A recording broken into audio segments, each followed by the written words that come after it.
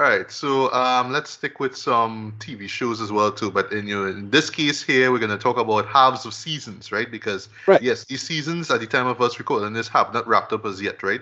So we're gonna be talking about Primal from Adult Swim, Right. slash Cartoon Network, and we're gonna talk about Harley Quinn from HBO Max, right? So let me get the grimy shit, let me get the manly shit out of the way now with Primal, right? So I will just do like a brief run through as to what going on right now, right?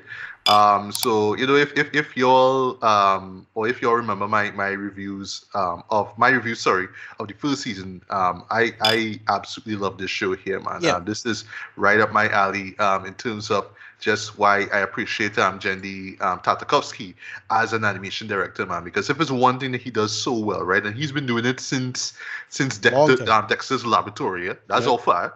Yeah. 2 years. Yeah. Yeah. A long running career. Yeah, he is a master at visual storytelling, Dred. You know what I Yeah. mean? He just has a way of being able to tell stories with little to no dialogue. Case in point, there's a brilliant episode, one of my all-time favorite episodes of Samurai Jack, right? Right. Where it's basically Jack now having to get past a tower, and there's these Anubis-like archers there, and he's in the snow below, and it's basically him trying to avoid them while he's kind of basically he can't see now. He's snowblind now. So he has to basically, wrap this cloth around his eyes, and basically just kind of time the movements. Now when they actually Yeah. shoot the arrows and whatnot. Brilliant episode. One of my all-time favorites, right? And I was just amazed at how he was able to translate that into Primal, right? In terms of just Yeah. telling this bare bone story, but there's so much detail and there's so much attention to just to sound and just the visuals and whatnot, right? And in a nutshell, it's just basically about a caveman by the name of his name off screen is Spear, and a large dinosaur by the name of Fang, right? And through some circumstances, they form a bond. I can't really call it a friendship, but really a bond. And together they just traverse this very savage prehistoric land, right? Right. But where this story where season one ended is where he ran into this female slave, right? And he's named Mira, right? And she was actually kidnapped and carried off in a boat, right? Or a ship, I should say, right? And what I said in my review there was basically how this show is shaping up here. It feels very much like Conan the Barbarian, like the Hyborian Age, right? Yeah. Where the further you go in this world, the more advanced society becomes, right? So lower, it's it's more savage and whatnot, but then higher up, you'll be seeing cities and ships and just all kind of stuff, right? In season one as well too, they were like there was magic, there was dark magic there too. So Right. it The just witches, felt yeah. very witches, right? It felt Yeah. very Conan the Barbarian inspired, though, and just the way how the character of Spear looks and just how brutal the violence is. This is one thing that makes the show shine. Just how brutal this violence is. It is very uncompromising. This will is this will to the point that you will see animals being ripped apart. Yeah. Not so much by Spear, but by Fang. By Fang have a way that she will just snap an animal or a creature in half. Dread. It is just amazing, right? But yeah, essentially with these 5 episodes here, I should say the first 4. I'll talk about the 5th one in a bit, right? Yeah, we follow Spear now, so he's now going off to try and save Mira. Right. And it involves him literally going into the ocean and kind of learning Yeah. his way around the water. I love how he just don't get. I love that he don't understand salt water. Like he just don't get the concept of salt water versus fresh water and how to food. You can just put your hand in water and grab a fish now. Like Yeah. Bro, It's actually a really cool moment where he tried to strangle a large sea turtle, and I'm like, Yeah. bro, what is he doing? Like, Yeah. I get why you're doing it, 'cause you're hungry, but dog, like, Yeah. dog, right? And through some circumstances, in the process of him trying to locate Mira now, he for lack of a better term, ends up in Europe, right? Because he runs into, just to reference ourselves, Ricardo and I, he runs into to some Northmen, but yeah, we get some Right. Northmen, real Northmen in this. I'm not one, but no, but it's that character. There's a character who looks straight up like Baldur from God of War, the God of War game. Right. I know you talk about But yeah, it's pretty striking. Yeah. I'll call him the chieftain. I don't think he's a king, but I think he's a chieftain, right? Right. Yeah, and that leads into a really, really badass but bloody AF battle Yeah. between Spey and Fang and I just thought, these group of like Vikings though, and yeah. whew, that is And then amazing, right? he meets a character who looks just like the Scotsman from Samurai Jack. Oh yes, the Yeah, Scotsman, like which was always one of my total favorite ref. characters from Samurai Jack. Yeah, Yeah. So yeah, essentially he ends up in Eastern Europe and right. runs into tribes now.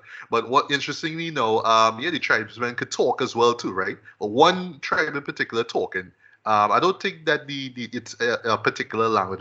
I don't think it's Gaelic or anything like that. But I think it's meant to sound Gaelic, right? Right. And then there's the second tribe that he does this huge massacre with, that doesn't even see anything at all. That fight in particular, though, wow. Wow, wow, wow. Yeah, By, hard. by Primal standards, that was real hard, right? And where that story stops off, though, I was like, yeah, I just want to see what happens next, right?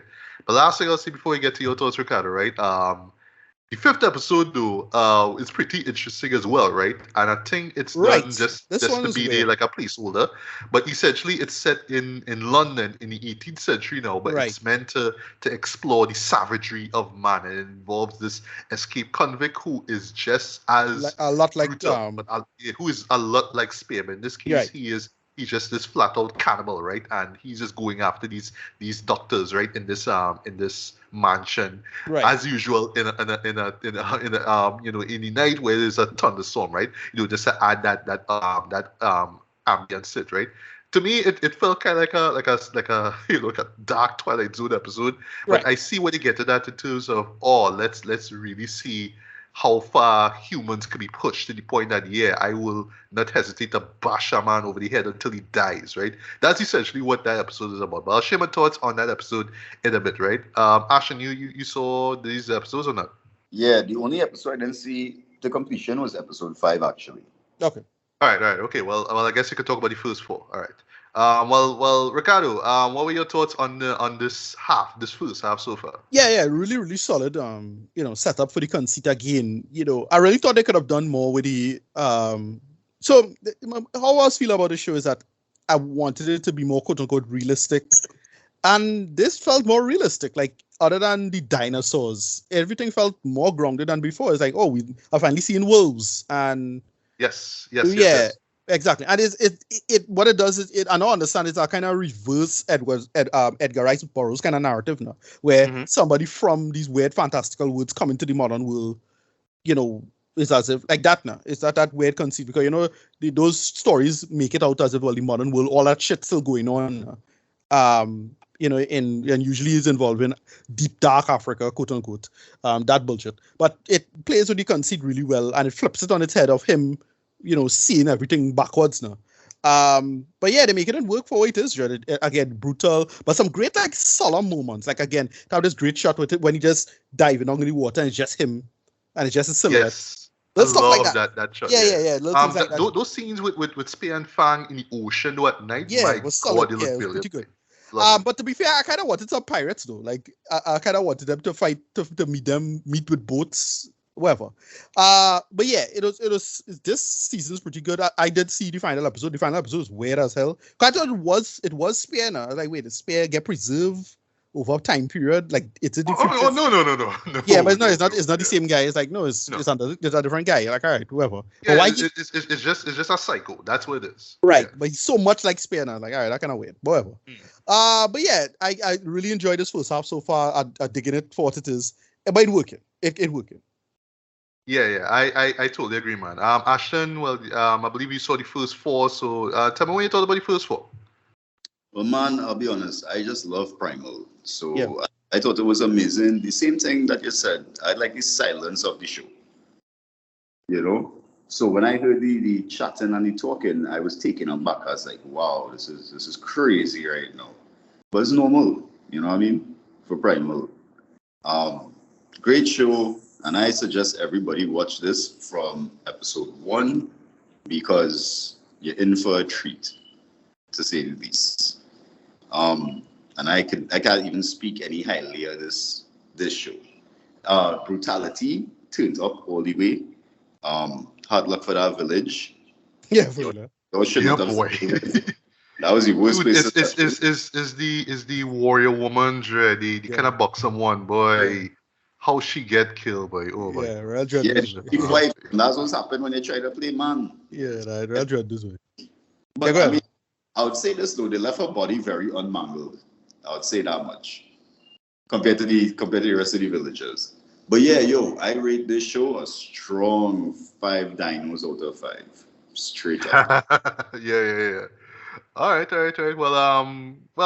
Well, in our case, we will wait until the full season wraps up, and then you'll do a full rating, right? But just to add to what you guys say, yes, I am digging the hell out of this too. But the fifth episode caught me by surprise too. But I'll end off with that, right? But yeah, in terms of where Spear's story progresses, I really love that, and progression is a real theme of this season here. Because yeah, no longer is he in the savage world where it's like a bunch of monkey men or weird witches or whatever it is trying to kill him. Now he's, like I say, in Eastern Europe, and he's dealing with tribesmen now. Now he's dealing with warriors. Like, to the point that the man actually acquires a sword. Like, he actually acquires a sword. I love how he figures out how to use it quick. Reminds me a lot like the season finale of the last season, where the man figured out how to use a bow and arrow. Like, he figured it out. It was great, right? Yeah. And that's one thing that I just love about the character Spear, though, how he learns things, and it's really true trial and error, right?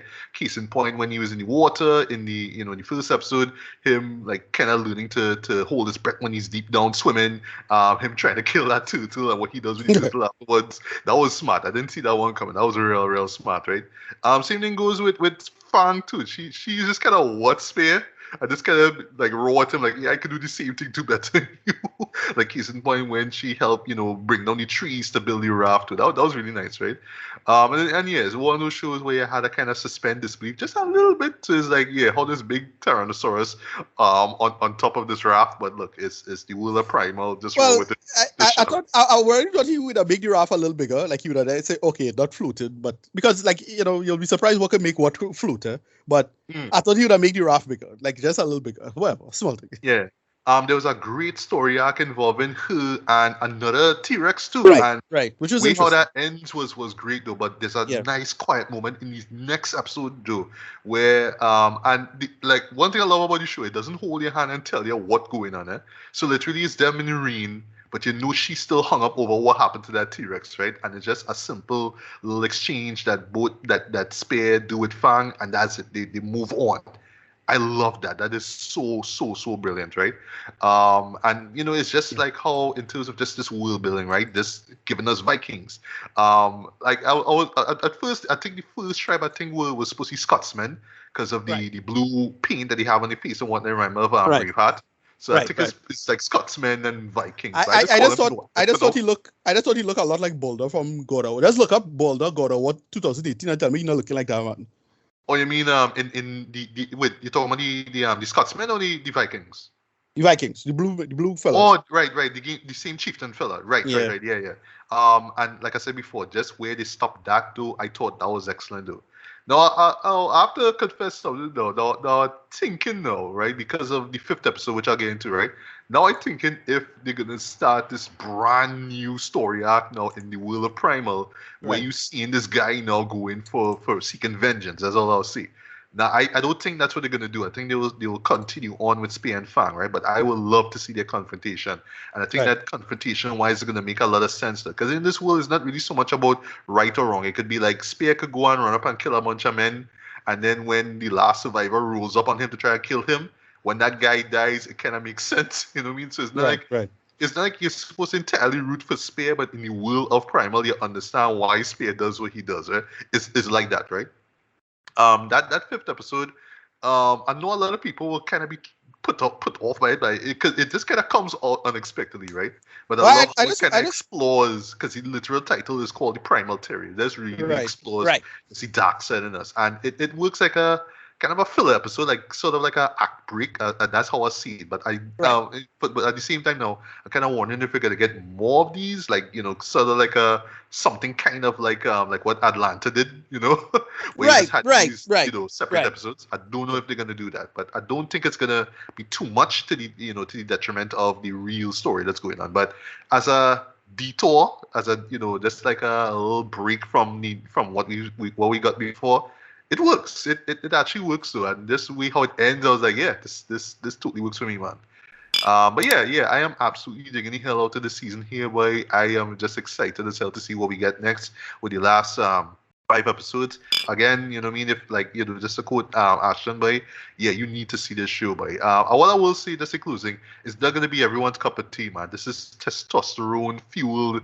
This is bloody as all hell, but surprisingly, it's not gratuitous. Like even with that fourth episode and our massacre that take place, it's never like gratuitous. It's never like done to the point of like literally sickening or disturbing the viewer. It's just like, yeah, this is the world we're in. It's thrilling. It gets your blood pumping, but at the same time, shit could happen like at any given time. So even though you're watching a cartoon, yeah, you really you're really feeling for Spear and Fan. Like when they collect an arrow or slashing back or whatnot, you feel that shit because yeah, at the end they could die. You know what I mean? And that's really any injury back in them times gonna fuck you up. Exactly. Like, yeah, these characters could die, like swear to God, Dress. So yeah, you will be on the edge of your seat when you watch them feast, enemy after enemy, man. But yeah, definitely can't wait to see what we get next with these last 5 episodes, man. But yeah, season 2 is on a roll, man, for real. All right, now we're gonna get to something lighter and more feminine. So let's talk about season 3 of Harley Quinn, right? Ricardo and I, we've been enjoying this series thus far. Ashton, I don't know. Well, have you been enjoying Harley Quinn or not? I haven't even watched it as yet, to be honest. Okay. Oh, okay. Well, you absolutely should. You should, right? Just as long as you're aware of the changes, I should say what's being shown here. That's all I'll say, right? But yeah, just to do a little preamble before. Well, we want you, Ricardo, just do just a brief run through of what the first 5 episodes are. Yeah, it pretty much follows, the character of Harley Quinn, voiced excellently by Kaylee Cuoco. I mean, she just pitch perfect as Harley Quinn. She just gets that. She just gets that pitch of voice perfectly. Yeah, she totally holds up. She totally holds up with the original actress from the DCAU. Yes, exactly. The good morning, Mr. J, whatever it is, right? Yeah. And it's just her relationship with the character of Poison Ivy, who is also voiced very well by Lake Bell. I mean, just her voice alone is great, right? Of course, you have the henchman, if you will, Clayface and King Shark. Clayface is still my favorite character in this show. Right. You see how he talks theatrically like this. What did you do with him? What did you do with him in this third very season? funny. Oh my god, man. I was cracking up at that, right? And yeah, it's just them just getting involved in a bunch of shenanigans. What mainly it kind of started off with Harley pretty much trying to leave the shadow of her ex Joker, right? Yeah. And we see what happened there in season 2, right? And he shows up in this third season as well too, right? But where season 2 really like expanded on is the relationship between Harley and Poison Ivy, because yeah, they're a couple, right? Which I know took place in the comics like prior to the release of this series here. But yeah, it's not a new idea, yeah. Right, exactly. But yeah, pretty much it ends. Well, the season 2 ends with Poison Ivy was about to marry Kite Man, right? And then Harley come in and pretty much declared a love for her, and they just like drove off together, right?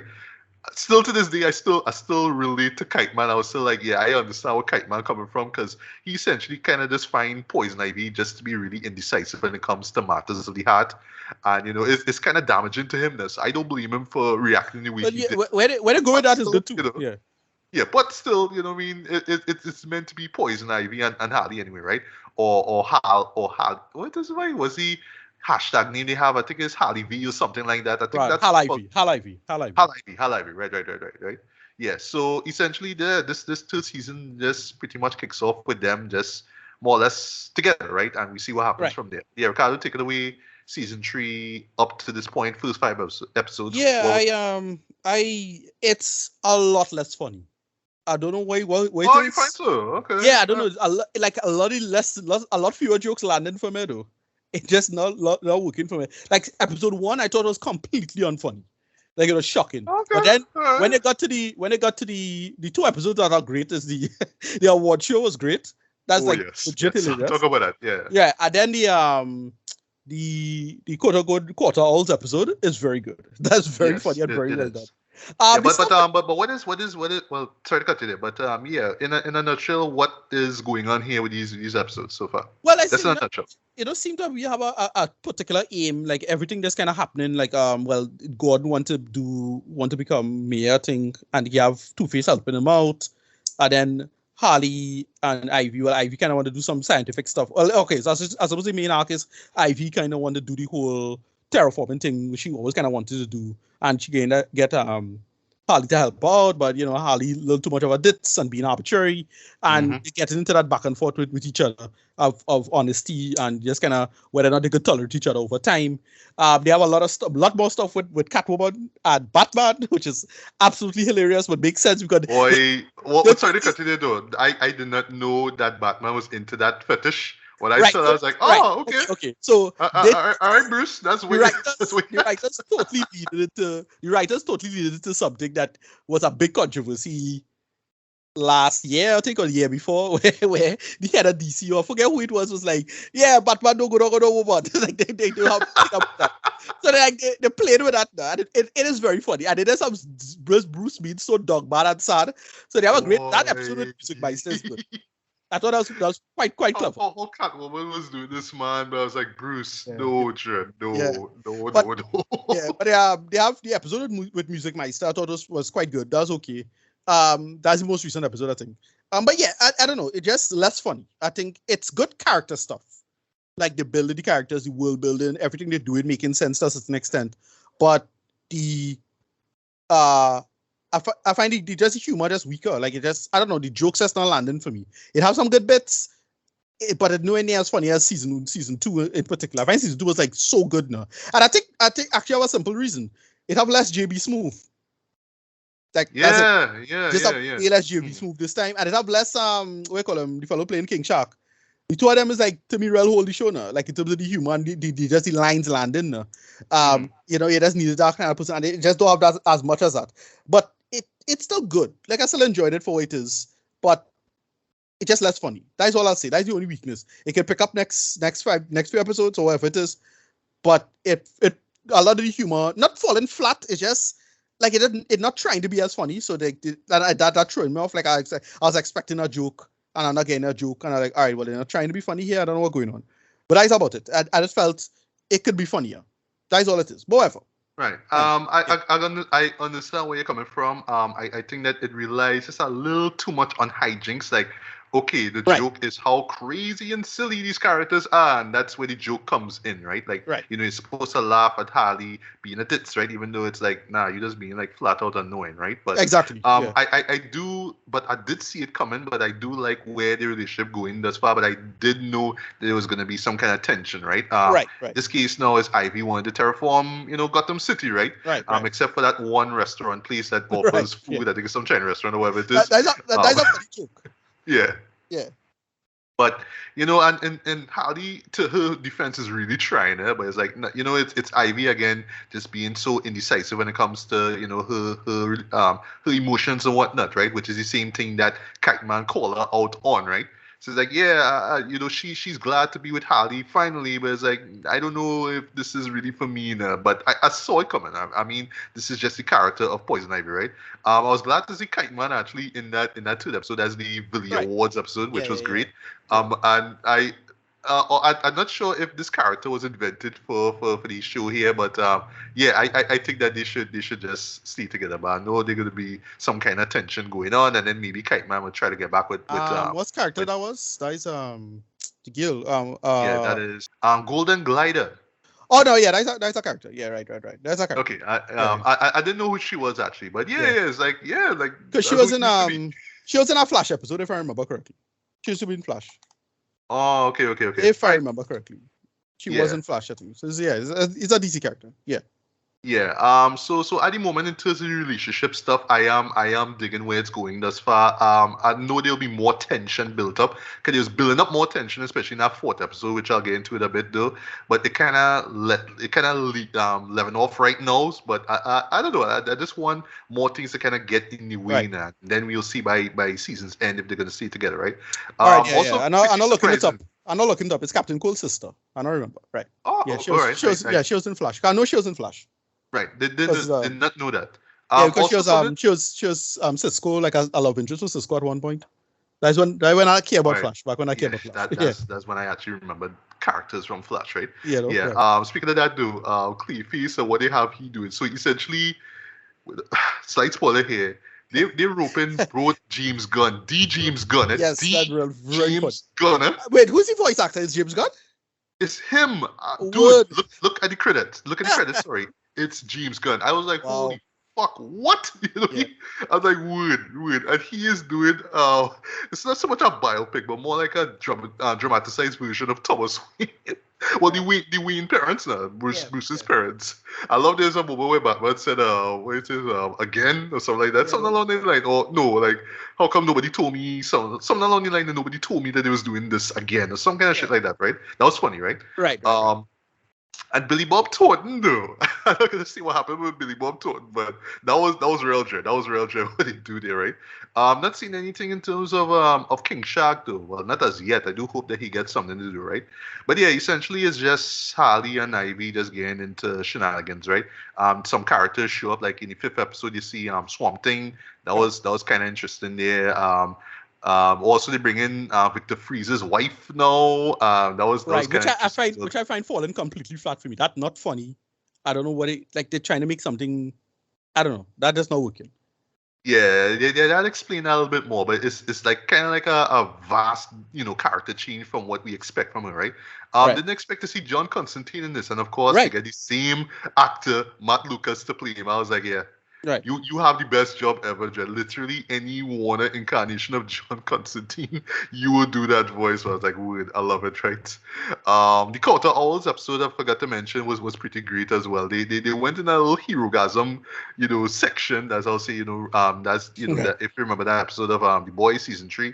Yeah, but how they work it into the story was pretty good though. But I will say, like, in terms of like this show itself, they get away with real shit though, and it's only so much mosaic filters could work around it, but they really get away with shit though. One character I know a lot of people will be kind of iffy with, but I find like what he was supposed to do had me going like just on paper. Nightwing Dread, like Right. him trying to be all brooding and stuff. I thought that was funny. Although that joke kind of ran to the ground though when he is captured. That's all I'll say. Again, there's a moment where he just does this meltdown and talk about this is why Bruce doesn't like me and all that kind of stuff. I'm like, bro, stop it. Yeah. Again, it when it first did it, kind of a quick laugh, and then the humor just kind of fall flat. Yeah, and the bits involving him and Batgirl and Robin was clever too. It was clever. While we'll say this inclusion though, where the 5th episode stops at, the big reveal, I was like, what? Okay, that catch me by surprise though. And I forgot to mention too, Bruce Wayne just being down bad in this way. Oh gosh, but like, it's like read the room, Trey. That was me. Like I just mentally tell him, read the room. Look at how Catwoman moving. By the way, Catwoman is voiced by we Gale, I should say, Sana Lita. I was like, really, this fits. So I love how she matches. What's the actress's name from the old Batman who played Catwoman again? Uta Kitt. Yeah. She nearly Uta Kitt kind of accent down, but she make it her own. I thought that was really cool as well. So I mean, it's not the jokes don't land as much as all that in this 3rd season, but it's still dynamic as ever. Just still quick-witted. You know what I mean? There's a lot of jokes just being hit at the end. But what the show really nails very well is just strong characterization and just how it takes what we know about the characters and just pokes fun of it in just these really smart ways. And of course, the humor is still vulgar, still irreverent and whatnot. But that's what we love about the show. It's still violent when it needs to be and whatnot. And it's just a lot of fun, man. So I can't wait to see what we get with the last 5 episodes. And that's pretty much it. Yeah.